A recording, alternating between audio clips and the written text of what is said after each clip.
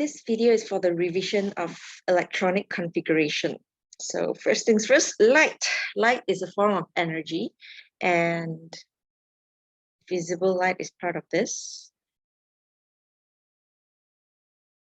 Okay, so energy here equals to HV, and this V here is the radiation frequency, and that is proportional to 1 over lambda. Lambda is the wavelength. So increasing frequency and energy goes this way, therefore increasing wavelength goes that way. Okay, electromagnetic radiation can be viewed as a wave or a particle. So as a particle, then we'll call it a photon.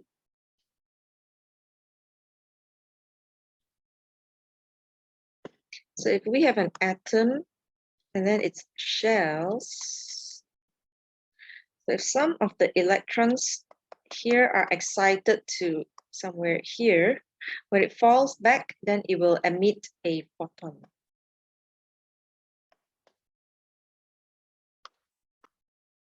So scientists used the line emission spectrum of hydrogen to prove that there are these levels.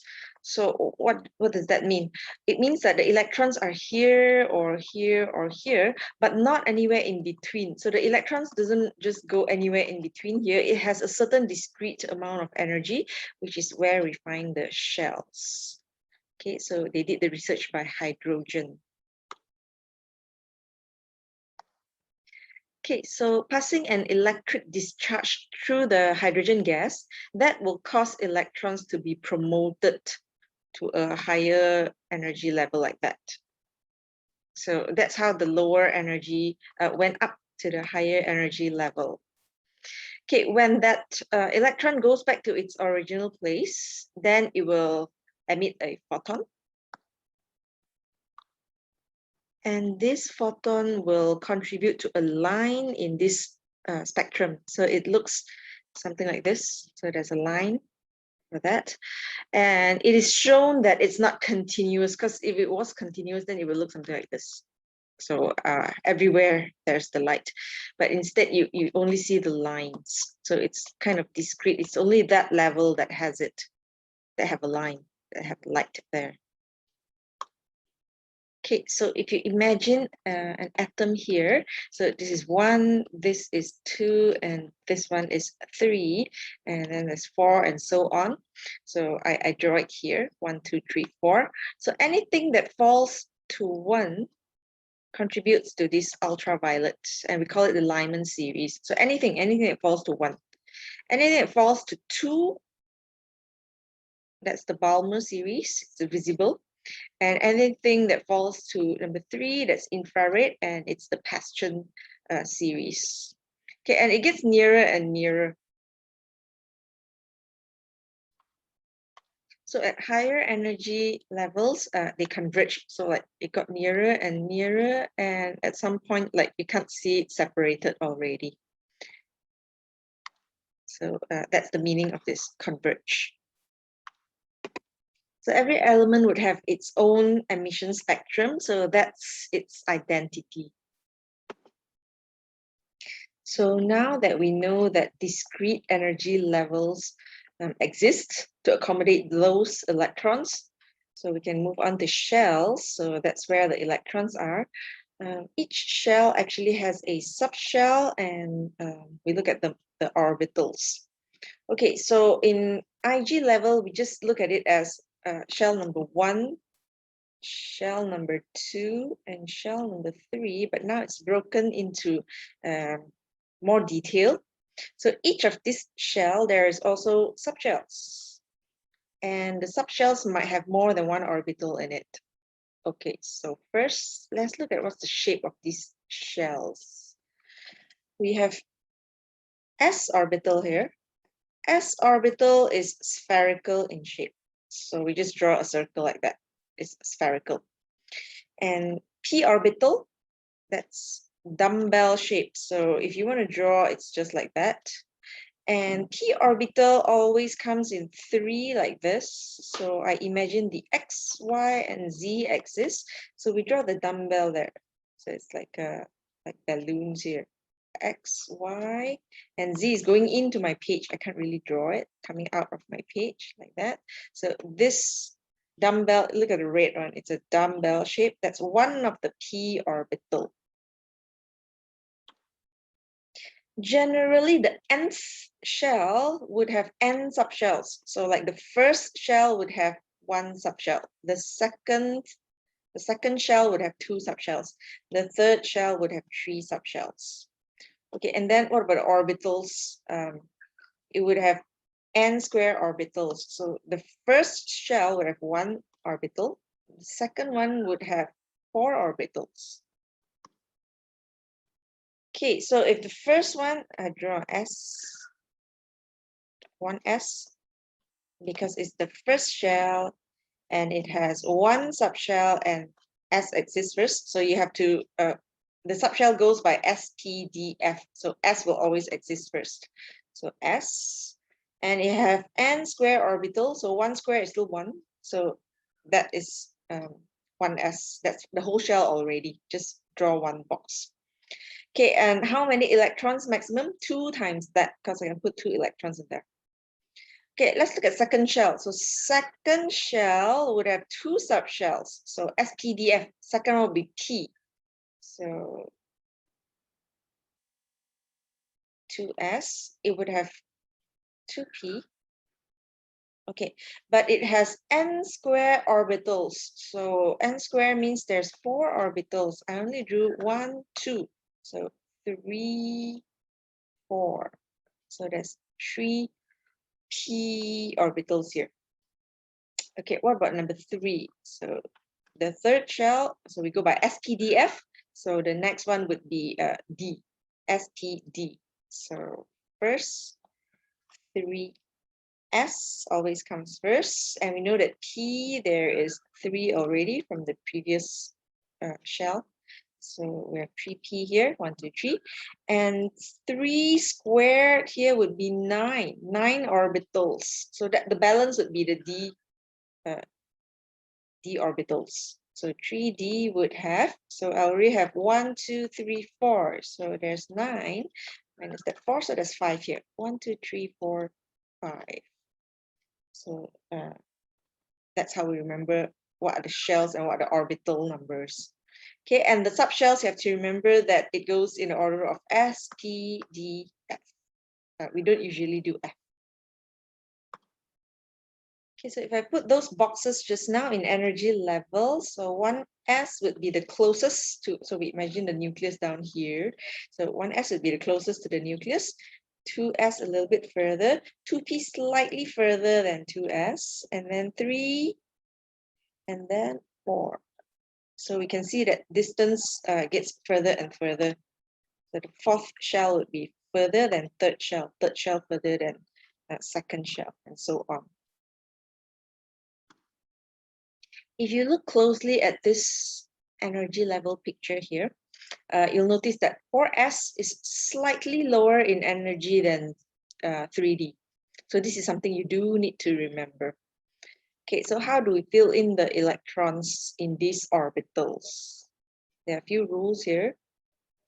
Mr. Aufbau says that electrons must occupy the orbital with the lowest energy first. How to know which is the lowest energy? If you look at this picture, this is the energy levels. Or what you can do is, if you forget in exam, you can draw 1s. So 1s, 2s, 3s, 4s, put them all in a line. Then 2p, 3p, 4p, put them all in a line like this. So this way are all S, P, D, and F. So 1, 2, 3, 4. Okay, how do you fill in the electrons according to their energy levels? Just go diagonally. So first to fill in is 1s, is the lowest in energy level.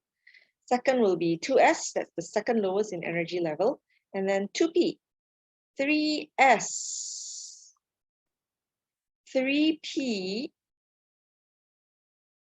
4s, then 3d, then 4p, 5s. So this is the energy levels actually. So you would know the energy level by using this chart, so that you can remember that 4s is slightly lower than 3d. So if you look at this picture, we do fill in 4s first, then 3d.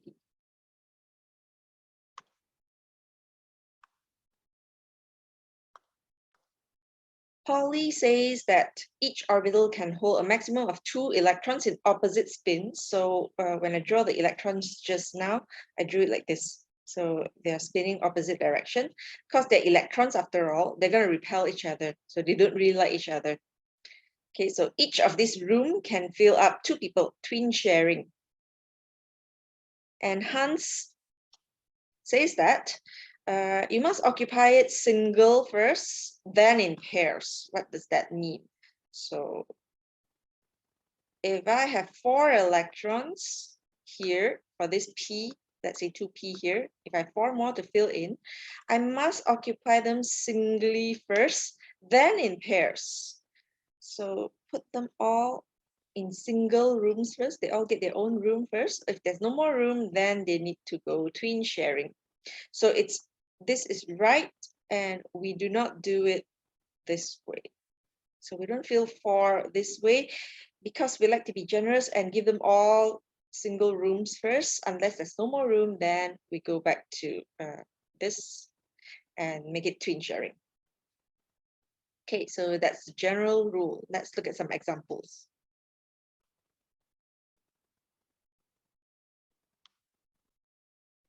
Let's look at some examples. A simple one first for nitrogen. So nitrogen, 1 electron, 2 electrons. So once this level is filled up, 3 electrons. I can't go to the next one first because this one has a lower energy level. 4 electrons and 5 electrons. I shouldn't fill this one first because it should be filled singly before in pairs. 6 electrons, 7 electrons. So always fill up the lower energy level first. But when you have similar energy level, then fill up in singles first, then in pairs. Let's see some more examples. Aluminium, 15. 1, 2, 3, 4, 5, 6, 7, 8, 9, 10. Pair. 11, I shouldn't go here first. 12, 13. So that's the way to fill up the electrons. Next one, sulfur. 16. 1, 2, 3, 4, 5, 6, 7, 8, 9, 10, 11, 12, 13, 14, 15, 16. Okay, let's translate it to the simplified version. So how do you simplify this? 1s, there's 2, 2s, 2, 2p, 3. Simplify aluminium. 1s, 2, 2s, 2, 2p, 6, 3s, 2, 3p, 1. That's aluminium. The next one, sulfur. So I would know the front is all the same. 1s2, 2s2, 2p6, 3s2, 3p, oh, this is 3, 3p4. Okay, so if you divide it into its shell, you will still get back the same electronic configuration you got in Ig. So 2.5.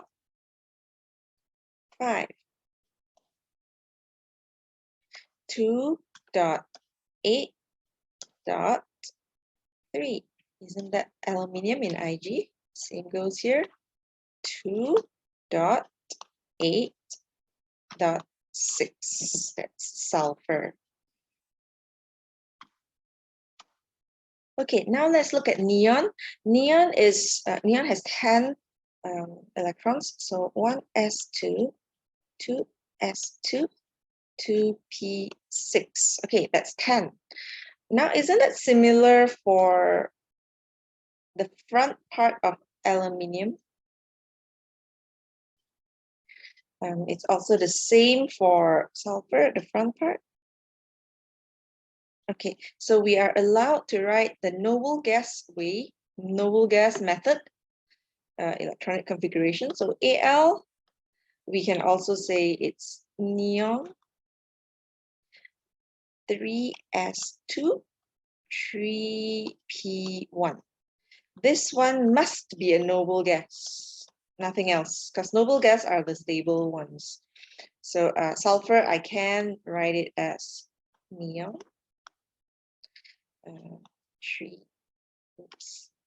3s2, 3p4. So this works only if it's a noble gas in front. So therefore, we can use argon for the whole of this period 4. So for example, potassium or calcium, I can use argon.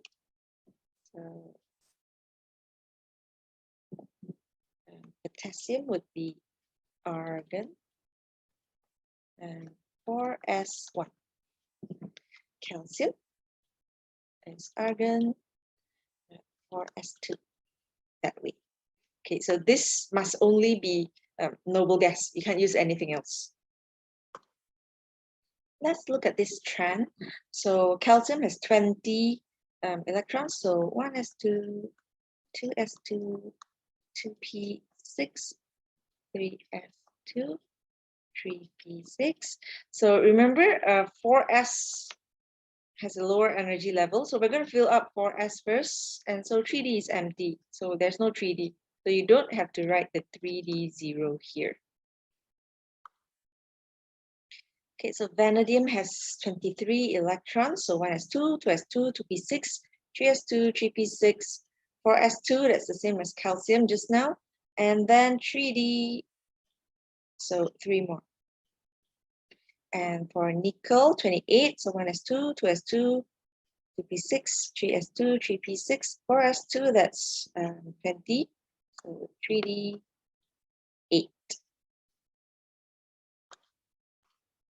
Next, remember the exceptions for chromium and copper, 24 and 29. After you reach 3p6, naturally you'll think of 4s2 first, and then 3d4. Okay, but it's not stable that way. It's more stable if we put 4s1 and 3d5.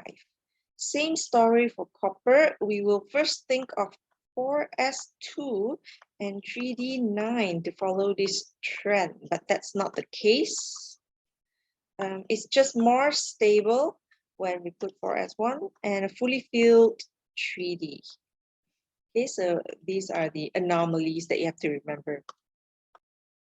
Okay, please be reminded that if you're writing the electronic configuration for an ion, when you want to take out the electron, always take out from the outermost first, which is number 4, the shell number 4. So it's not last in, first out. I know you fill in 4s first, then you fill in 3d, right? So when you take out, you still need to take out from the 4th, always the 4th first. So like calcium, I will take out from this 4s, and transition elements take out from this 4s before the 3d, take out from this 4s before the 3d. So if I'm making a Cr3 plus, so 1, 2, 3, so 3d3.